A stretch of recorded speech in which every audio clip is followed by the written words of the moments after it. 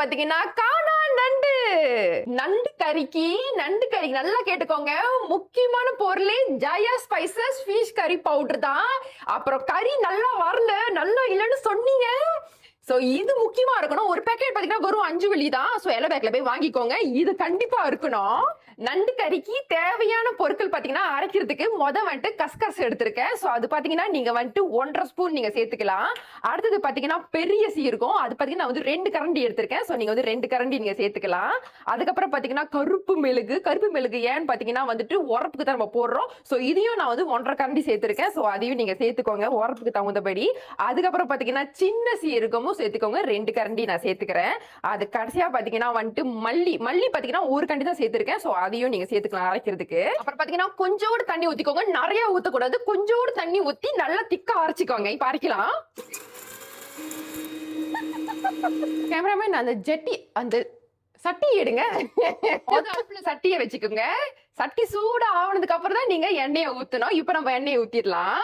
எண்ணெய் வந்துட்டு தேவையான அளவுக்கு ஊத்திக்கோங்க. நீங்க வந்துட்டு எவ்வளவு சமைக்க போறீங்க அப்படின்னு. சோ நான் தேவையான அளவுக்கு ஊத்திக்கிட்டேன். எண்ணெய் சூடாயிருச்சு. இப்ப நம்ம வந்து கடுகு தாளிப்பு நம்ம சேர்த்துக்கலாம். கொஞ்சோடு சேர்த்துக்கோங்க. அதுக்கப்புறம் நீங்க வந்துட்டு சிராய் சேர்த்துக்கலாம். சிராய் நான் எப்பவே சொல்ற மாரி தான் கவுச்ச வாடை வெளியாக்குறதுக்கு வந்துட்டு சிராய் நீங்க வந்து சேர்த்துக்கலாம். இப்ப நண்டு கறிக்கு நம்ம வந்து 2 சிராய் சேர்த்துக்கோங்க. நம்ம வந்துட்டு 2 வெங்காயம் சேர்த்துக்கிறேன். சின்ன வெங்காயம் 2 வெங்காயம், பெரிய வெங்காயம் இருந்தாக்கா 1 வெங்காயம் எடுத்துக்கோங்க. இப்ப நம்ம சேர்த்துக்கலாம் வெங்காயத்தை போட்டதுக்கு அப்புறம் நீங்க வந்து கருவேப்பிலை சேர்த்துக்கலாம். வெங்காயம் வந்து நல்லா பொன்னீரமா ஆகணும். அது வரைக்கும் நல்லா நீங்க வந்து கிண்டிட்டே இருங்க. வந்து அரைச்சு வச்ச இஞ்சி பூண்டு நான் சேர்த்துக்கிறேன். இஞ்சி பூண்டு வந்து இந்த ஸ்டெச்ல வந்து நல்லா வந்துட்டு அரைச்சுக்கோங்க. ரொம்ப தண்ணியா அரைக்கிறாதீங்க.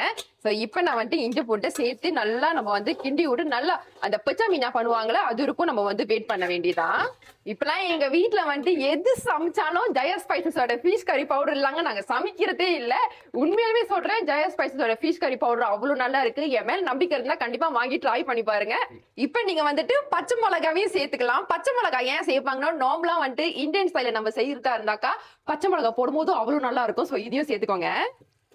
இப்ப நம்ம வந்து தக்காளி பழம் சேர்த்துக்கலாம். நான் பாத்தீங்கன்னா 2 தக்காளி பழம் சேர்த்துக்கிறேன். உங்களுக்கு தேவையான அளவுக்கு மட்டும் நீங்க வந்து சேர்த்துக்கலாம். ஏன் நம்ம சேர்க்கிறோம் அப்படின்னா புளிப்பா இருக்கிறதுக்காக தான் நம்ம வந்து தக்காளி பழம் சேர்க்கிறோம். சோ அதையும் சேர்த்துக்கலாம். ரொம்ப டேஸ்டா இருக்கும்.